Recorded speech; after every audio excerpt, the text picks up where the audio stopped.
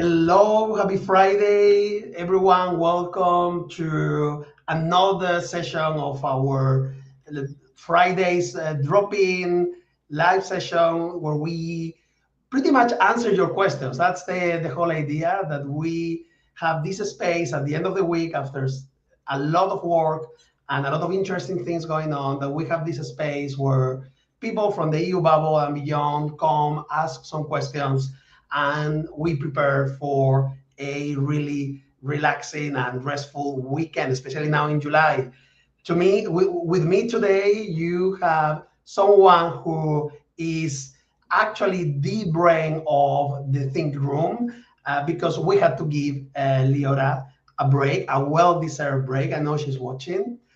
Akshay, welcome to this session. It's so great to be with you today. Yeah, thanks a lot, Sebastian. I'm truly excited to be a part of this live. I remember watching the lives, commenting, and it was always a blast. And so it's very nice to be on the other side, give Liora, a much needed break, like you said, and talk about one of my favorite topics, which is automation, AI, and such. So yeah, can't wait to dive into this with you. Nice, nice. And with us, we have our big fans coming from all over the world. We have Doron from Holland. Hello, welcome. We have Kushi from India. So we are a truly international show by now. And we have people from Portugal.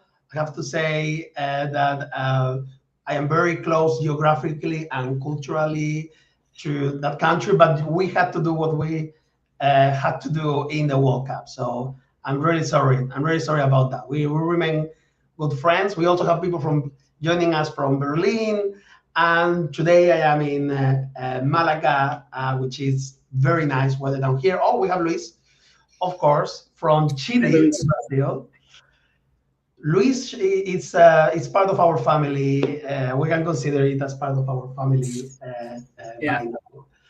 And more people will come and join. The most important thing is that you share your questions so that we can answer them live. We can demo. We can take you through whatever the solution is, step by step. And then, hey, if someone else who is watching us had the same problem, then that's the whole idea, that we help people use AI to gain more visibility, to find your true self, not to detach yourself from who you truly are by using these tools, but actually the other way around. So what else are we going to be talking about today, Akshay? What do we have on stock? Yeah, so we're obviously going to talk about automation. So I think the main thing to understand about automation is that there's a right way and a wrong way to do it, right? Because it's easy to get excited, and I made this mistake, and I hope everyone that's watching learns from my mistake. Is you get excited because now it's so accessible, and you just want to automate everything. So what I did was just even if I hadn't really done the task, try to automate it. And what ended up happening was there was minute details that I missed, but we can get into that. But I wanted to first share the principles of automation. So are you able to see the slides? Oh, there we go. Okay, so as I said, you only want to automate processes that you have a strong grip for manually, and you must know the end-to-end workflow manually first. So the concept is manual first, then automation. It's similar to scaling a business. You can't scale a business on a bad foundation. You can't automate a process on a bad foundation. So you must make sure that your process is not broken. It's the most efficient that it can be manually. Then only will you be able to instruct the AI or any automation to do it just like you, because that's ultimately what we want, is for the automation to do it just like us or even better, right? That's the first point. And and never assume that the first version is perfect. it almost never is. So you always want to test, iterate, give it more instructions, things like that. We'll get into that as well. Mhm. And there's a small little feature called plan mode I love in it. Chat GPT work. You probably use it all the time, Sebastian. Mhm. Claude Code, Claude Cowork, all these. And basically, it's where you go back and forth with the AI as if you were a human being, and you plan out whatever you're going to do first so that it can be mitigated later. Exactly. So Kushi says build it, fix it, then automate it. So exactly. And you want to use the higher effort modes for this because you Mhm. want to have a solid plan before you start. Mhm. Um, and then later on, as you execute, it can be a medium thinking mode. I know right now it's very conceptual, but this will all make sense later on as we get into some use cases. Yeah. But yeah, and in terms of workflow, Yeah. uh, you know, before we had to, the way we would figure out what we were even doing is to, okay, we do it and then we have to think, okay, what did I actually do? Step one, step two, step three. So this is no longer the case with AI. You can record your screen and have any tools. There's tools like Scribe, there's tools like LimeSync, and basically it will record your screen, track your mouse, track your keyboard, track exactly what you're doing, and give you a nice, beautiful document at the end with every single step. And that document is basically gold because you can now plug that into AI and have it do what you want. So yeah, there's a lot of tools out there. I would recommend that you test it out for yourselves and see which one's the best. And this goes to the point, right, Akshay, that we were talking throughout the week. Most people would believe that what it requires, the knowledge and the the skills that are required to start using these tools and to automate are, well, can only be acquired through computer science or engineering. No, they use these big words like prompt engineering. At the end of the day, we are seeing how the tendency of all these tools is to make sure that even the most digitally illiterate person in the world is able to do them, because as you don't need to document things, you just need to do them, and then AI will see where you are clicking, what comes after each and every step. But also, when providing instructions, probably you've also seen this happening more recently. The more plain language and the easier common sense instructions, like do not do that, they are enough. And even the Mm-hmm. more you try to define very meticulously, like we used to do back in the day, Mm-hmm. you don't see a big change. Yeah. And so at the end of the day, do you know how to?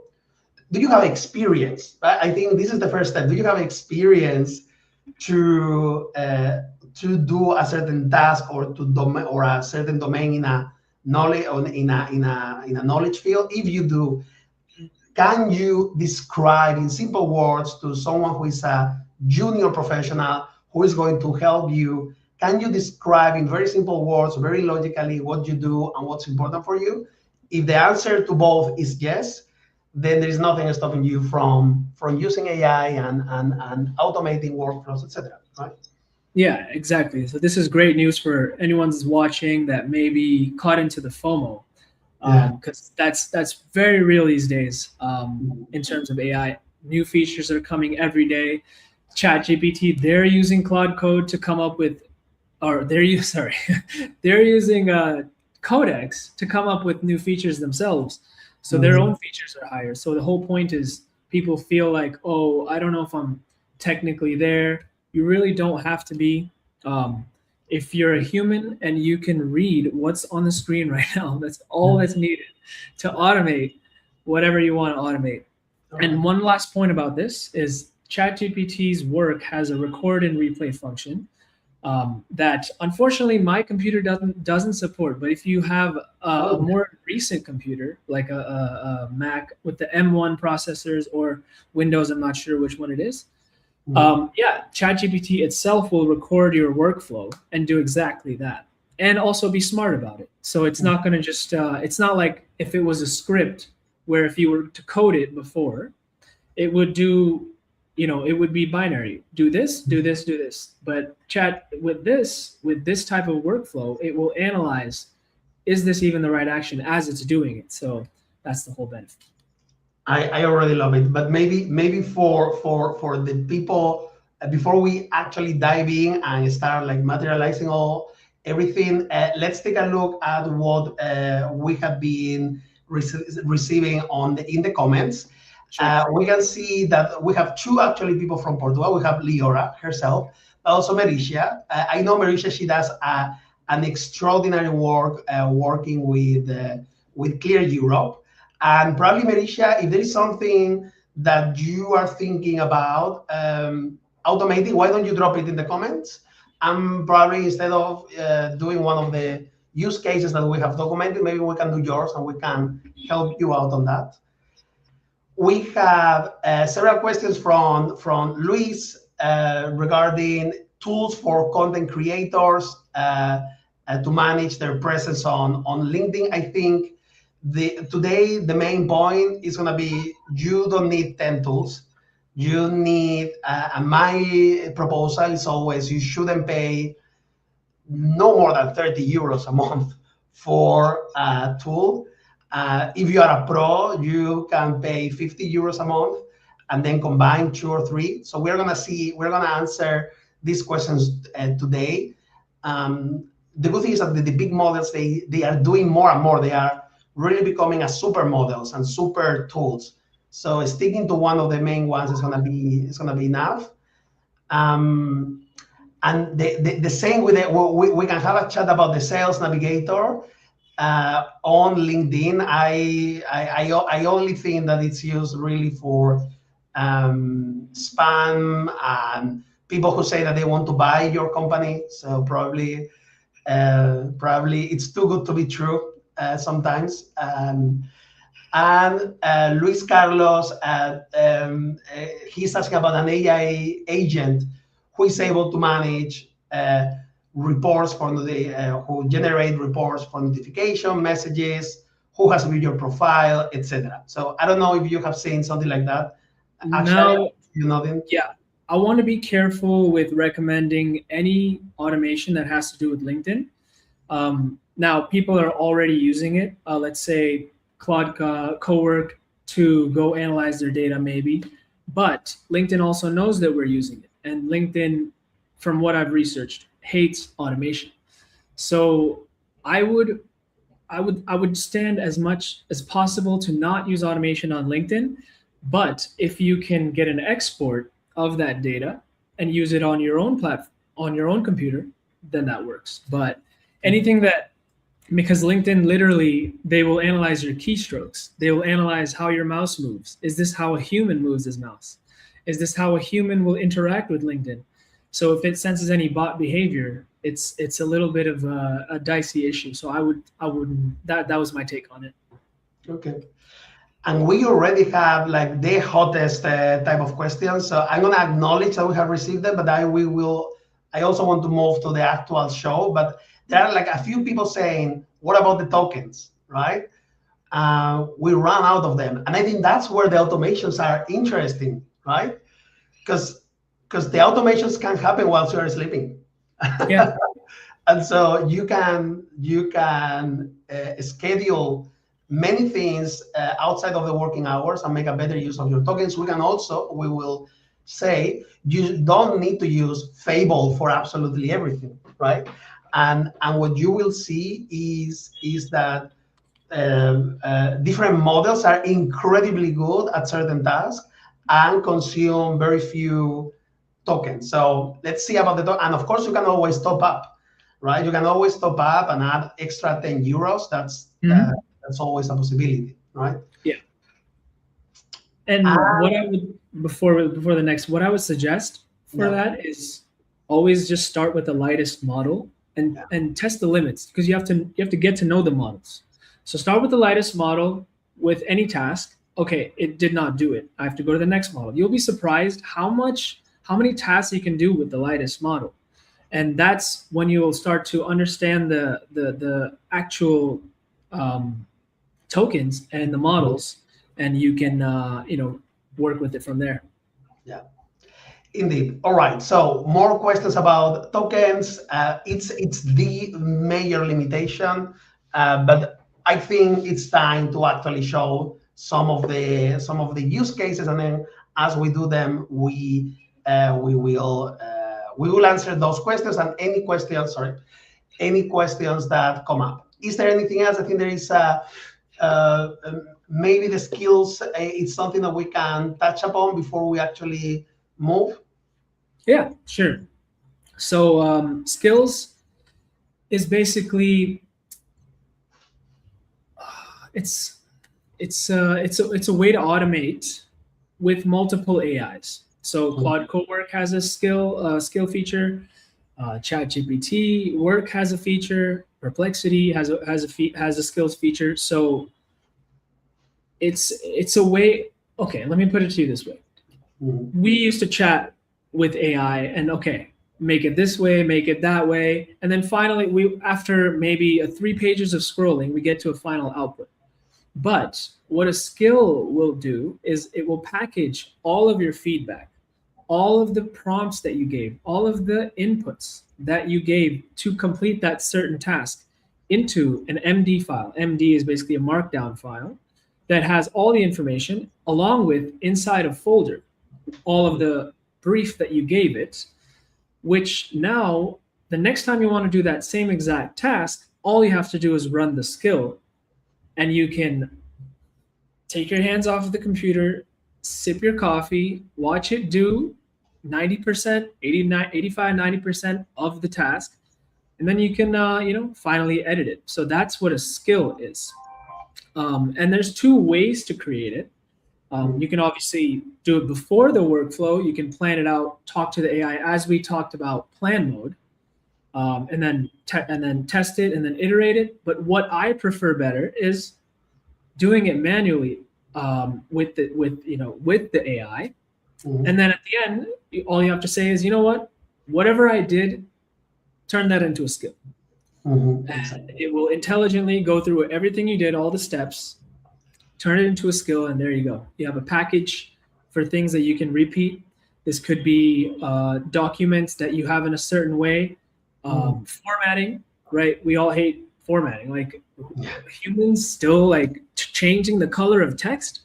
Are you kidding me? Like, so those type of things we could do with skills. And I mean, the possibilities are endless. So you just have to think about what processes you're repeating with chat and with Cowork or ChatGPT Work, and automate it that way. Yeah. And the cool thing about skills is you can take that same skill. I've tested this with documents from the Think Room, and put it into different LLMs, and you get very similar output. There will be differences. Yeah. It's pretty strong. Okay.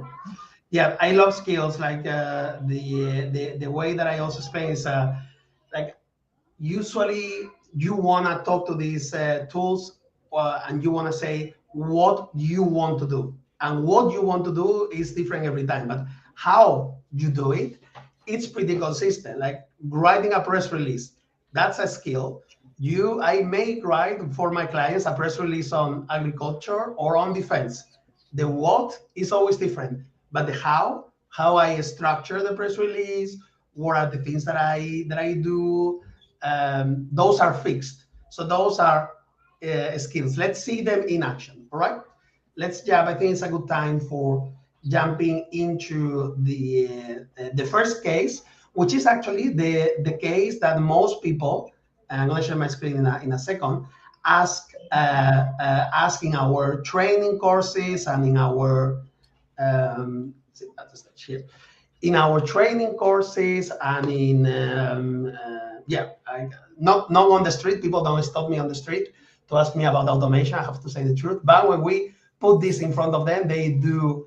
It comes very, very often. So here, what we have in the screens are our two favorite models that are really making automations be very, very easy, right? We have ChatGPT on the left-hand side. Probably you know it because of this window, and Claude on the right-hand side. As we speak, everything that you see here can change tomorrow or next week, because they are introducing a lot of changes there. But all the changes come in the same direction, which is you are no longer going to be using the chat function as much as the co-work.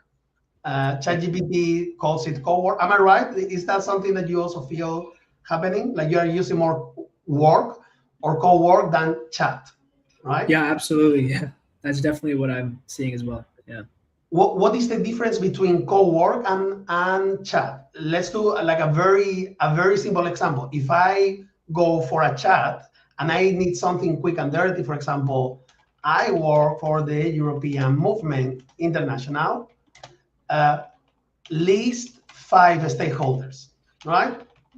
So that could be something that we, in a very simplified way, we used to do in while using these tools. And then it will do the research, and boom, already I have my 5, right?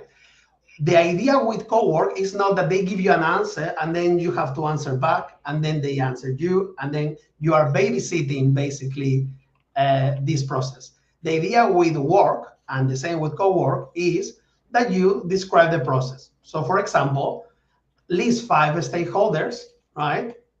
Find a contact information and create a draft email in my Gmail, introducing myself, and then you can, at this point, you can go once and asking for a coffee, for example. So now what you have described is the most simple workflow. And here you can see that I have been using different models, right? We can talk about the models at this point, but this is becoming more and more important. And for the case in point, this specific ask wouldn't need the latest 5.6. And then once you are in 5.6, you can also choose how much you want these models to work for you. Probably this is a pretty easy task that even a model, even a 5.5 model working at medium speed will actually do. And that's how you start controlling your tokens, okay? What this will do, for example, in ChatGPT is, and the same in Claude, just make sure that you click co-work, right? And again, in co-work, we can also say the same. You don't need Fable, which is the latest one at the high and the highest. Maybe something like for Opus, at a medium effort will probably do, right? Of course, before that, what we have done is we have made sure that we connect always. This is like you will need to connect this type of tools to these tools, so you are in full control. And I will never say give the instructions to send emails in your behalf. That to me is where the human check should be. But it doesn't hurt that they try and create a draft email in your folder. So here, right now, if I go to my Gmail account and I look on drafts, I should be able to find one email to Civil Society Europe. Oh, sorry, let me bring it back. But you will see how whilst I was talking to you and Akshay, I had, let me see here. I had my email, the email already on my folder, ready to be sent, right? This is a very simple automation, and probably Claude would do the same. I like Claude because it really asks you a lot of questions. It really, like, do you really want 5 emails or only one, etc., right? Mm-hmm. Yeah. Would that be, is that clear for everyone what we're talking about? Chats and work, like chats are quick and dirty, like do this quickly. Work is, okay, now we can start thinking about processes. And that's where what Akshay said, it made sense. Like, remember the principles. You cannot automate something if you don't know how you write the emails, you don't know who you should be writing the emails, etc. All right. Exactly. Would you like to add something at this point? No, that was a very textbook example, and I think you explained it well. One question that Mauricia has, she says, on AI, I think my main struggle is when it comes to adapting a doc or a quote without messing my formatting. It always does, especially if you have text boxes and other elements. This is a good question. So, and I also experienced this until I came to the idea of a skill. So what you have to do is you have to separate the formatting from the other parts of the document. So currently AI is it's amazing, but still multitasking sometimes it has trouble with.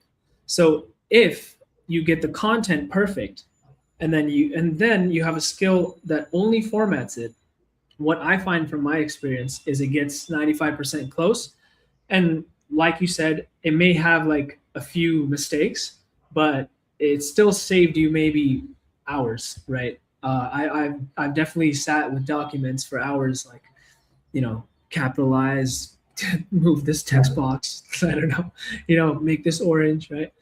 So I would say give that a try, and yeah, that might help you. Perfect. All right, all right. We have more questions coming. We have one asking for which are the workflow, the parts that you never automate, and what your hunch is. So you probably, before we see the like a more sophisticated test case, maybe you want to answer that quickly. Yeah, sure. So one thing you can't automate right now is the human read at the end, because it will have AI tells, right? You have the EM dashes. For some reason, they haven't figured it out. They still give the M dashes for every single output. Not just that, you'll have certain structures that are overused, like this, not that, contrastive structures. So that, even though you could create a skill for that, and I have done that, where you have a AI band, like a band list, right? Things that you can tell AI has written. Even if you pass it through that skill, it still at the end includes that. So it requires a human pass. And not just that, the soul of writing can only come from you. So AI can never, and I will say this, never have soul. But you never know, because crazier things have happened. But yeah, to bring it back to life, you have to have your own voice and your soul, and your personality should be in there, right? So those are the things that I wouldn't automate. Yeah, perfect. All right. So, and here's the exercise that I am gonna share also with you. I'm gonna share the link to the exercise in the comments. So you'll find it in the comments of LinkedIn or YouTube. You are watching on YouTube. Let me know if you can. But basically, what we are going to do is, let's see, one of the most useful things that we do in the EU bubble is to look at the news and see whether there is something that is affecting us or that we should jump on, etc. Right? In this exercise that you see here, you will see step by step how to do everything that I'm going to do. So if I go a little bit faster, just know that this workbook actually has everything you need. For this one, I don't know what you think about my choice, but for this type of automation, I'm going to use agents within ChatGPT. Why? Because they allow me, so you can find, so agents are like very powerful tool within the ChatGPT, within OpenAI wall.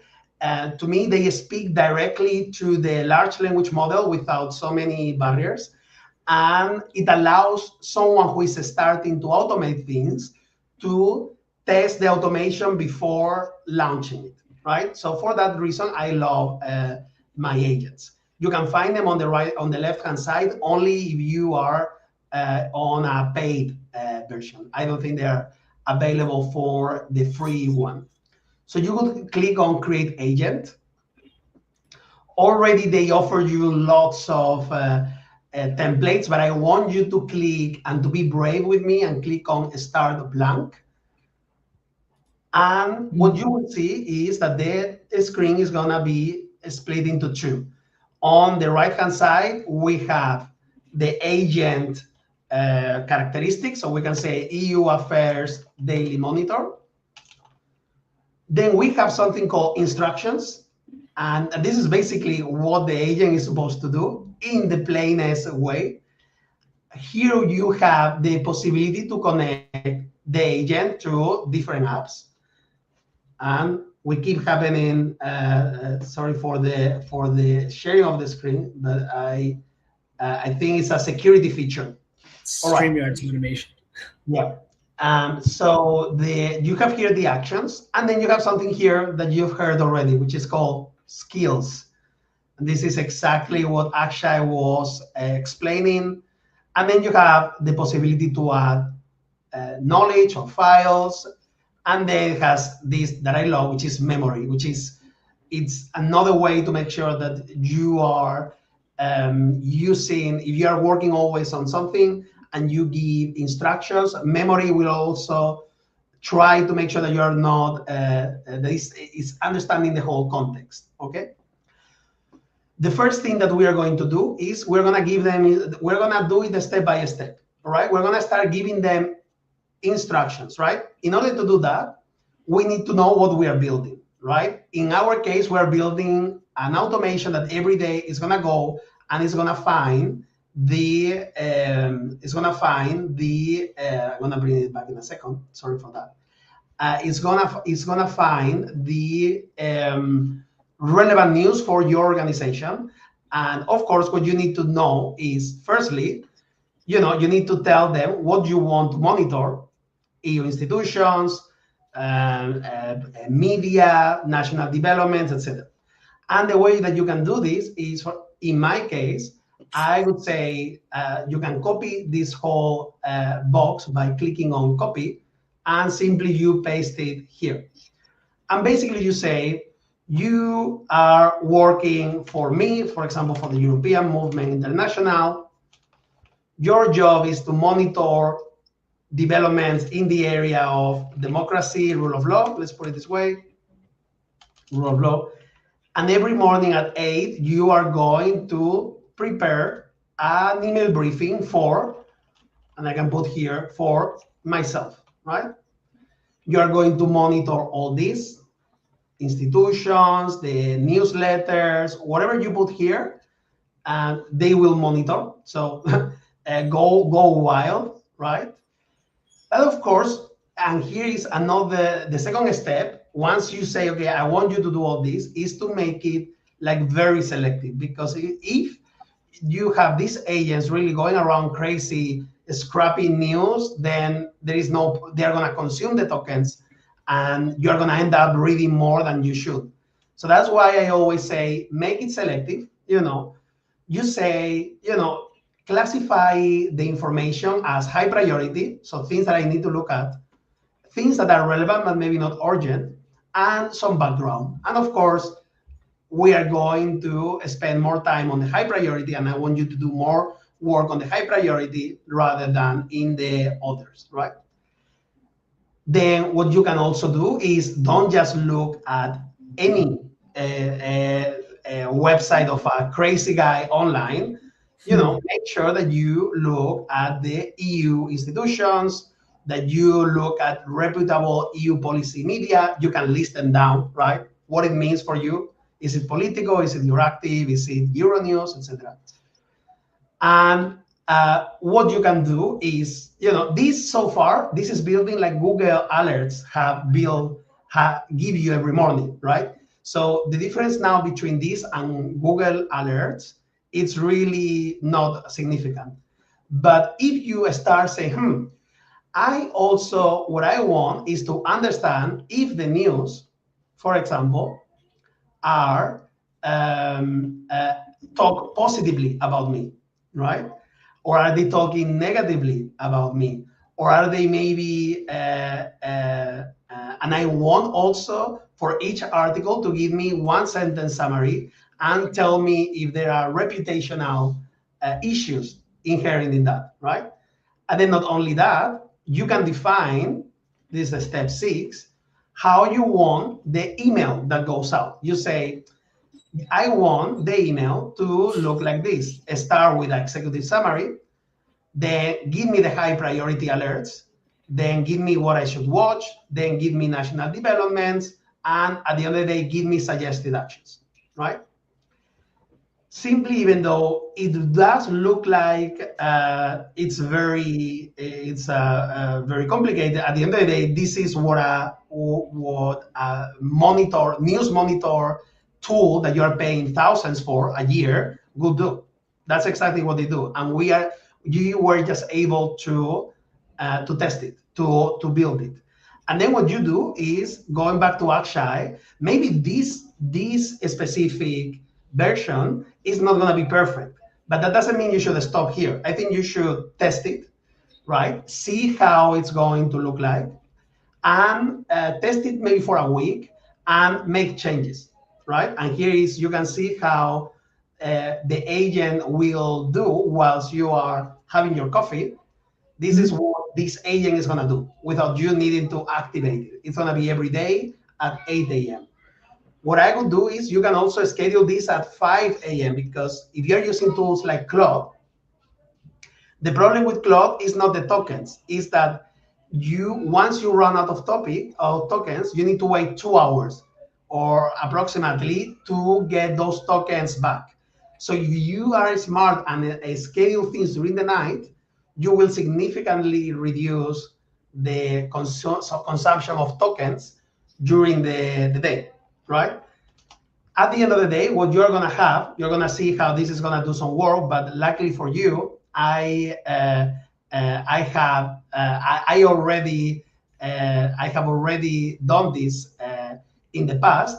You will see how every day, systematically, 4 days ago, 3 days ago, I'm gonna share it back again. This agent did exactly, let me see. I'm gonna share it one more time. There you go.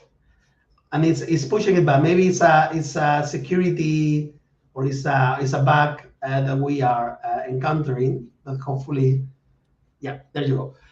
And then every day I got, if I look, for example, here, I had not only the list of news, but I have this in my email too.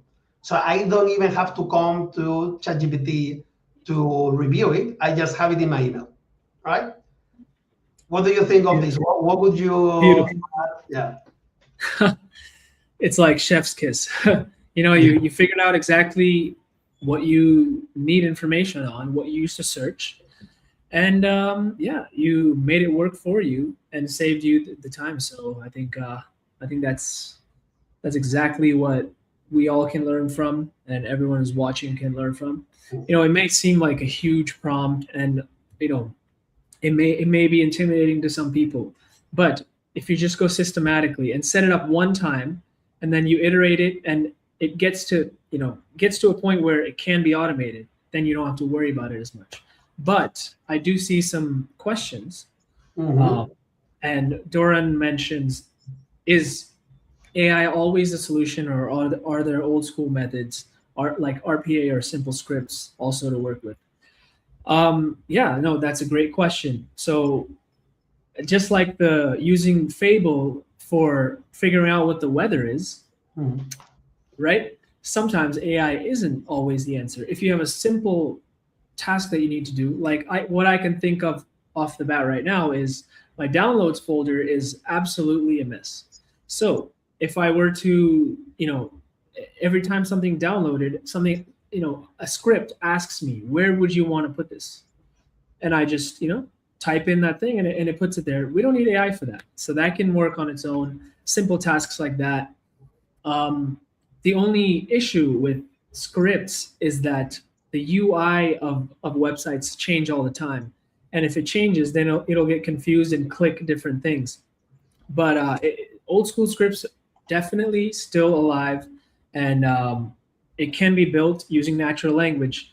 Again, it may seem like, it may go over your head that what I'm saying scripts, but those exact scripts can be built with Claude Code, even Claude Cowork. So you just have to, if you don't know what I'm talking about, go in and ask, what are scripts? I want to build a script. And then, you can just go from there. So that is my answer for that. And then one more question by Duran is, what would happen to your IP or operation if tomorrow you're banned from ChatGPT? Now, this is very interesting because this did happen to a lot of users on Claude. So this is why it's always important to be model agnostic. And so that's why the skill files that we mentioned earlier, they're on your computer. So let's say you were banned from ChatGPT, those same skill files you can use with other LLMs. And this links to your other question that, will they make tokens expensive once we build our entire workflow? And if I were owning ChatGPT or Claude, I would probably be tempted to make the tokens expensive. So you can probably guess that maybe they will. But the good thing is there are a lot of open source LLMs, like free LLMs that you can download onto your own computer, and you can train it based on your own data. It's completely private, doesn't connect to the internet, so that takes care of that issue. And I think anyone that's scaling a business, it's a good idea to have your own private LLM and work from there, because obviously the costs are fixed. So great question. And I would add, Doron, ChatGPT and Claude are extremely expensive already. The cheapest model available is DeepSeek, is the Chinese one, right? And they're doing it on purpose. So a little bit, that is an area where you say, but will they increase the tokens? Well, they are already expensive, the ones that you've seen today. If you are building a company, you're more likely to be using DeepSeek than Claude or ChatGPT. And what we see is actually the competition going the other way. Like right now, the prices are going down. But to me, if ChatGPT were to be closed today, I would move firstly, if I am serious about this, I would have my own LLM, open source, maybe a European one, right? Maybe a European one, which is sort of mid-range in pricing, maybe not as advanced as Fable, etc., but maybe to run a business is more than enough. But what I would do is I would transfer everything to another one. So I think, and it's going to be so easy, right? Because you can download all the instructions, all the files, and then you upload them in a new one. There's going to be some cost of retraining, etc. But these LLMs, they look like each other and they function like each other. And so it's not like, it's not a massive thing. But yeah, they are already, what I already love is, what I would already say is that Claude and ChatGPT, you are shopping in the high price, in the nice luxury shop when you're using these models. Mm-hmm. We love that there is so much conversation already happening in the comments, and that's exciting. That's a good sign. And we can see Marisha talking to Liora, and how companies are exploding their budgets because now employees are cheaper than AI. What are your thoughts on this? And do you think the future will also need some kind of training on the limits? Yeah, I think absolutely some training on the limits is necessary. But I would. This is just my prediction. I don't know if it'll happen, but maybe even the choosing of the model will be automated in the future. It will sense what you're asking, and then be like, oh, maybe this doesn't need this model, and then or maybe companies can automate that right now. But I don't know if it's worth automating yet. Maybe they'll come up with the feature. But I think training on limits is 100% important, especially in businesses, because I mean the employees, they're like, you know what, it's not my money, right? So they're just using Claude Fable for what's the weather today, right? So Mhm. training is, I think, it would be really important, and maybe some oversight on how some data on how the employees are using, so they can give feedback and make Yeah. it more efficient. Yeah, I agree. This is also a little bit sensationalist. I think right now you have like a big media battle and a big narrative between not between AI versus non-AI. I think it's in between these big AI companies. They are competitors, right? So it's very important to not be driven by um, media like waves or now this is good. Like overall, the picture is the following: organizations are not implementing AI fast enough. Right? This is the first headliner. I not long ago we had a summit in Brussels where we brought CEOs from tech companies from the US and Europe, and they were sharing lots of information. They said the vast majority of people, board directors and CEOs, they say that, yeah, they are investing right now on AI. They don't see a return on their investment, that there is no ROI for them. Those are especially big companies, and that they are being very cautious, right now. This is like your the core of the economy, right? And then you have some people, some organizations, and that was true during some time, that organizations building something on AI were rewarding employees based on how many tokens they were using, because they attributed more token usage to more productivity, more work. So this ended up in a very, pardon my French, stupid situation where employees would set up agents who would talk to other agents and they would just consume tokens for no purpose, just to show that their individual accounts were consuming more tokens. And that was especially like Wall Street and Silicon Valley. That was for some time a thing, because they were being incentivized to do that. I would say that right now the still AI will need to coexist with humans, and will probably reduce the cost overall for the organization, or maybe the cost will be the same, but overall the productivity is gonna increase. Or maybe they don't, or maybe they don't find a way to make AI work for the organization, and humans will use AI like you and I use it, but not as a, let's say, as a core engine of the organization, right? Mhm. Yeah, but dude, yeah, tokens are expensive, and then you might end up hiring someone to do the developing or to fix something, rather than having all these, because these agents, they, even if they are very impressive, right? Actually, it's very difficult also for a human to document your experience, right? It's very difficult that on the day that you are documenting your experience, you are spot on, and you are able to transfer everything. That doesn't happen this way. This is why what Akshay said about start with something, for example, the daily monitoring. You start with something simple, you control, and you see if every day you are getting a value. And then, okay, how can I improve this over time? And then it could be at some point in 1 or 2 months where you can sell this as a service to clients. People come to you and they say, hey, I want to know if there is a crisis or whatever. And then maybe you are able to have, or for all your clients, you offer it. And this process goes, does all the monitoring for your clients and sends the final email to the client.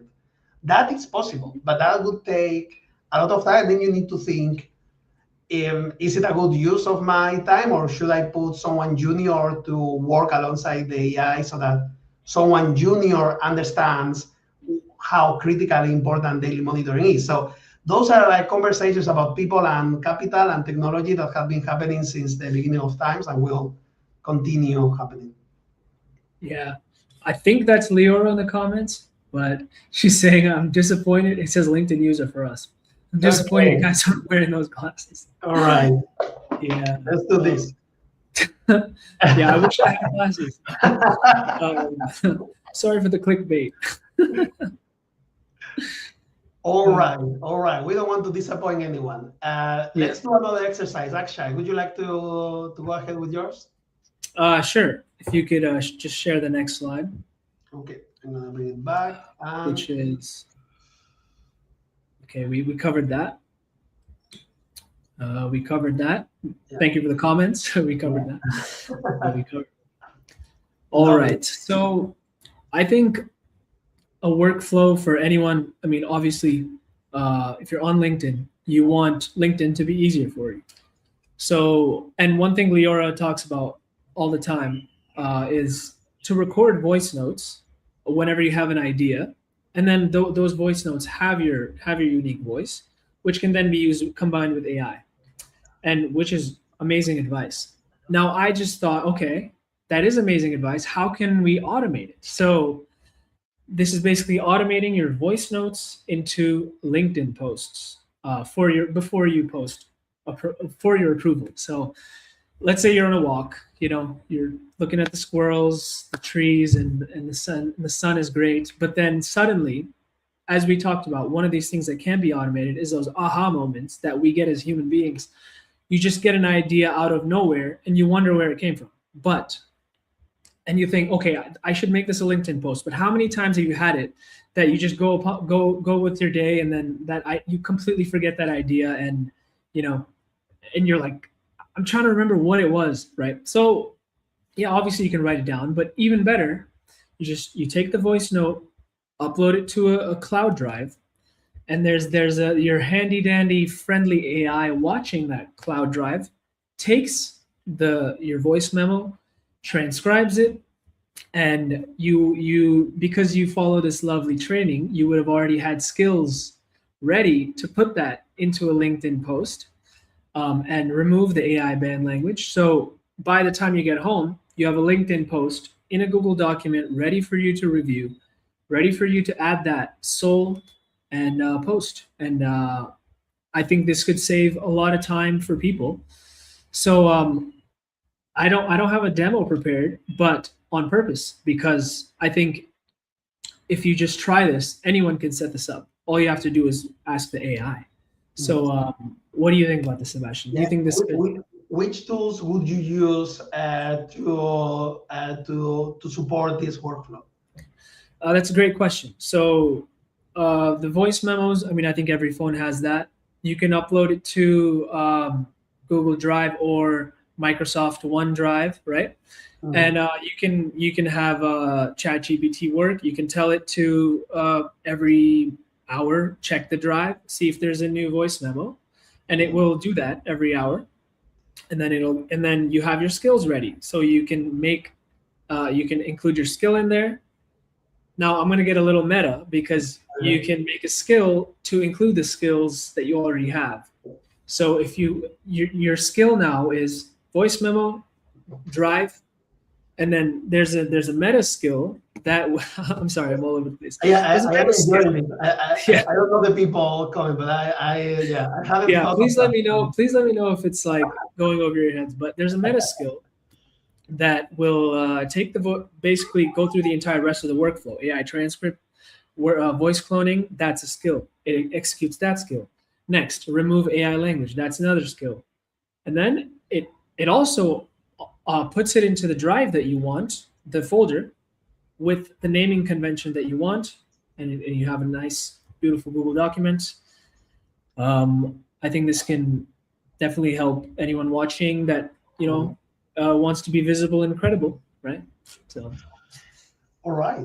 Yeah, exactly. And you can do like following the same example. I just go to an agent or to co-work, set it up, see what works for you, and let us know. Let us know what is the automation you went for, how we can help. Maybe we can do a follow-up session in the future and see how you have all advanced. I would love to know. Um, One last thing before we also wrap up is to I don't know if you wanted to say something else, Akshay, on some notes of encouragement Yeah, or yeah. I would say, stop thinking, Mhm. start doing, right? Exactly. Stop hesitating. The worst thing that happens, you run out of tokens. So what? Just try it out. Try to automate something. Um, just first audit what you're manually doing. First, do that audit. Pick Mhm. the highest ROI one. Just try something. You'll be Mhm. surprised how easy it actually is. Mhm. Exactly, and come back to us, to the people in the thing room, to me with your questions. I am pretty sure we can help you get the conversation started. And even if you want to get meta, then Akshay has shown that he can really get meta, and I'm really grateful for all that knowledge sharing.